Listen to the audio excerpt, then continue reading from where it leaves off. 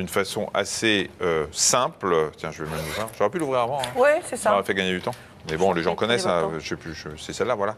C'est ça, une cigarette électronique. Il y a un petit réservoir, on va vous expliquer. On glisse dedans une recharge qui contient ou non de la nicotine et qui peut aussi contenir des arômes qui se trouvent ici. Je tousse parce que je l'ai essayé là, tout à l'heure. Je vous dirai ce que ça me fait. Le but, c'est de simuler l'acte de fumer du tabac, puisque ces petits appareils produisent de la vapeur, mais qui ne font pas de fumée.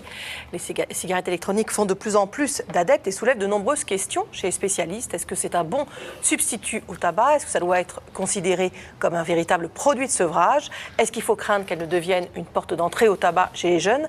Est-ce qu'on sait vraiment quelle quantité de nicotine et quels produits nocifs elles contiennent? Parce qu'en fait, il y a des dosages dégressifs de nicotine pour qu'au début, il n'y ait pas trop de manque et puis qu'ensuite, on puisse baisser ce taux de nicotine. Ouais, un groupe d'experts a remis hier un rapport au ministre de la Santé qui préconise de réglementer le produit, sa distribution, son utilisation, en particulier en interdisant les cigarettes électroniques dans les lieux publics et aux mineurs et en limitant leur quantité de nicotine. Alors pour répondre à vos questions, le docteur Anne Born, qui est tabacologue à l'hôpital Jean Verdier, c'est à Bondy, près de Paris. Bonjour. Bonjour Marina, je suis à René-Muret à Sevran maintenant. Ah ben écoutez, oui, si vous ne nous prévenez pas, comment voulez-vous que nous le sachions? Ça fait que 2 ans et demi. Alors là, on est discourtois avec elle. Voilà. Oui, on a dit discourtois. Discourtois. Oui. Vraiment, on s'excuse. Oui, merci. Je vous présente Désolé. toutes mes excuses. Merci. Mais vous êtes tabacologue encore. Tabacologue, addictologue, mais c'est vrai que le tabac, En c'est plus le produit addictologue. qui... Oui, on l'a pas vu depuis longtemps. Et pour... C'est un reproche. et pour témoigner, Dominique et Marc et Thérèse, le père et le fils. Alors Dominique, vous avez commencé à fumer, vous aviez 12 ans. C'est ça, oui. J'ai commencé à fumer à 12 ans, un peu comme beaucoup de jeunes, pour faire grand, pour sortir. Et je suis assez rapidement tombé dedans. Ouais. À 15-16 ans déjà, je fumais vraiment couramment. Bon, on savait déjà à l'époque, on ne savait pas autrefois, on savait déjà à l'époque que c'était nocif, mais bon, quand on est jeune, c'est un peu interdit, donc c'est très tentant. D'ailleurs, je pense qu'à ce niveau-là, une des façons de lutter contre le tabac est peut-être pas la bonne dans ce qui a été fait jusqu'à maintenant.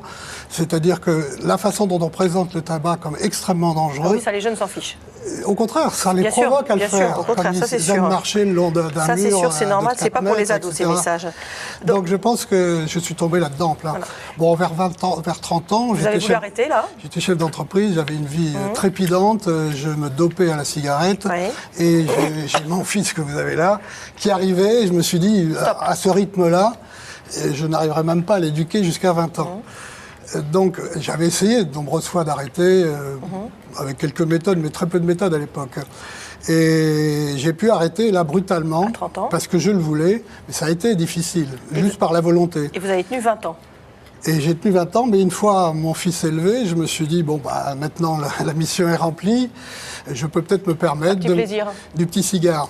Et alors moi, je pense, il faut insister là-dessus, et je crois que le docteur ne me contrariera pas, les vrais addicts, ceux qui ont modifié leur structure cérébrale, leurs endorphines, etc., avec la cigarette très jeune, on crée, alors moi, c'est pas peut-être mon rôle, mais moi, disons que j'ai étudié assez à fond un sujet, puisque j'étudie assez à fond un sujet.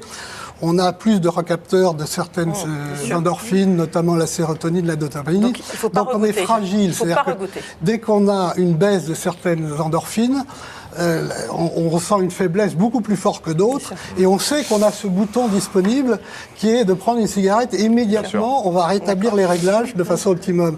Voilà. Donc un ancien fumeur sera toujours tenté, même s'il a arrêté 20 ans, et retombera... C'est pour ça qu'on répète sans arrêt qu'il ne faut pas reprendre. Et vous avez replongé à 50 ans et on va voir quand vous avez essayé la cigarette électronique. Dans quelques instants. Alors, cette cigarette électronique est-elle moins dangereuse pour la santé que la cigarette classique? C'était la grande question. Enfin, en tout cas, tous les fabricants de cigarettes électroniques disent que oui, et même les tabacologues. Ah, même les tabacologues, oui.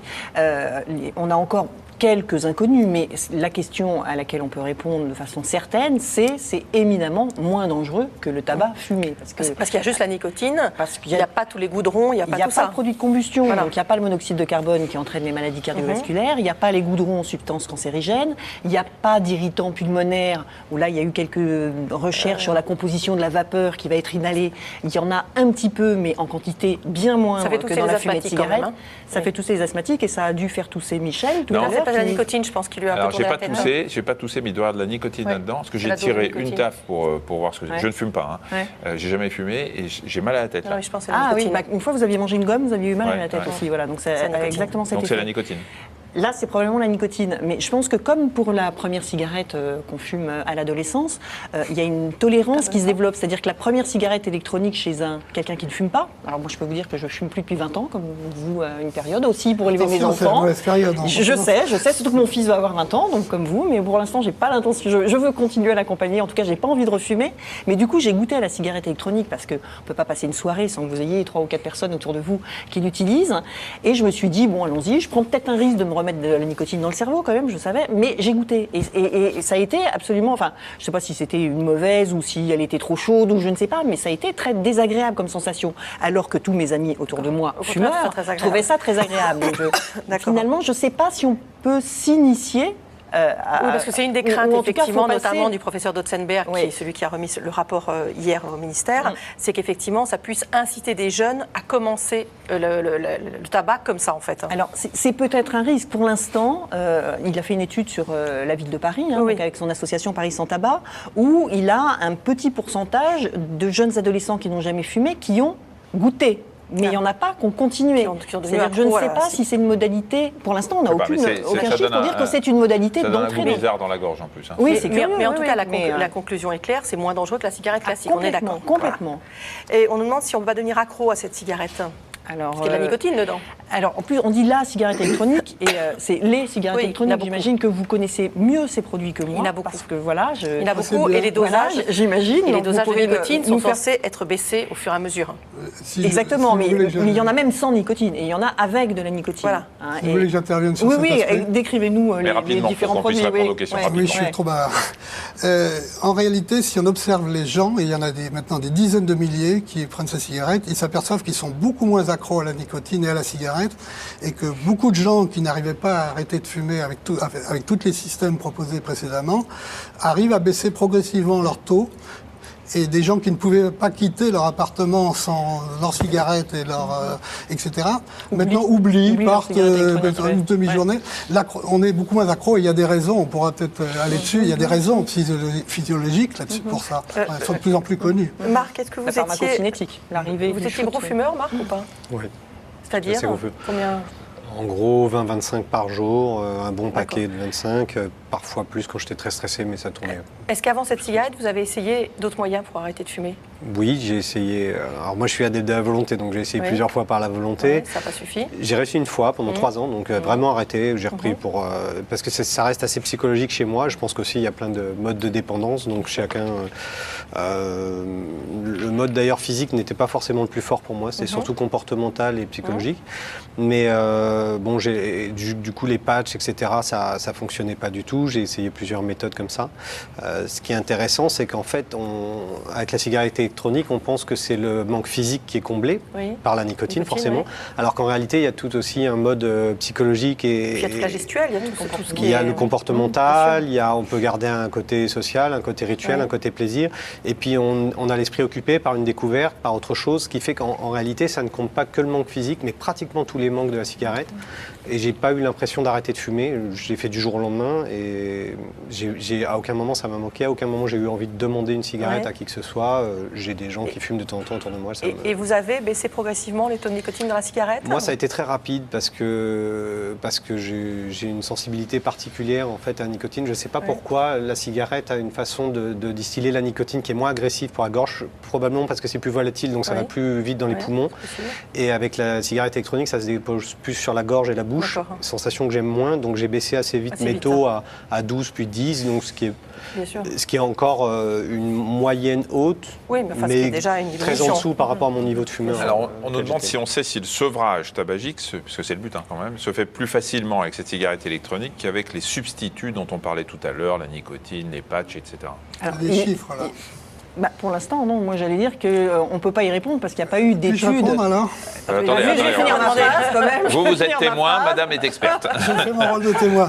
Déjà, il faut que je vous parle de mes non-conflits d'intérêt. Voilà, je n'ai pas de conflit d'intérêt avec l'industrie pharmaceutique, je n'en ai pas avec l'industrie du tabac et je n'en ai pas avec l'industrie des cigarettes électroniques. Voilà. Donc ça, c'est dit.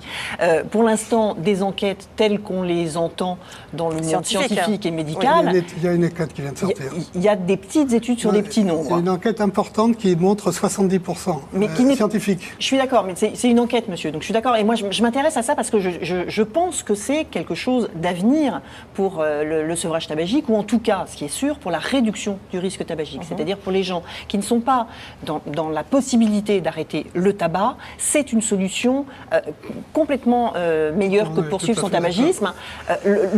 Alors après, est-ce que ça conduit à tout arrêter et à devenir un ex-fumeur? Comme vous vous disiez tout à l'heure, on ne devient pas un non-fumeur, on devient un ex-fumeur. Pour l'instant, je pense que les produits sont trop récents pour qu'on ait suffisamment de recul et sur des grands nombres. Et l'autre question, c'est sur l'absence totale d'innocuité. Ce qui doit pas, il faut pas cette absence totale d'innocuité, il faut s'interroger dessus et surveiller, mener des études de surveillance d'un éventuel risque qu'on n'aurait pas identifié à ce jour.